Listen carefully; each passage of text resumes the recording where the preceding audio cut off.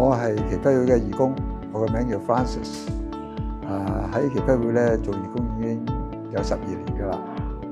咁點解我去參加咧？其實就係我退咗休，就要將自己生活咧改變。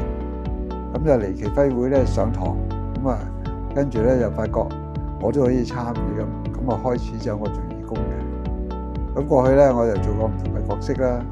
咁最近咧就其實主要係兩個嘅，一個咧就做病人翻譯，咁就係話有啲長者要見專科醫生，或者有啲福利嘅問題啦，咁咧就需要人翻譯，咁我咧就係點對點同佢哋做翻譯嘅。咁講翻而家烹飪班方面咧，我最主要咧就幫太太咧就做嗰個 recipe 啦。咁其實我以前唔識煮嘢食嘅喎，亦都因為幫佢咧。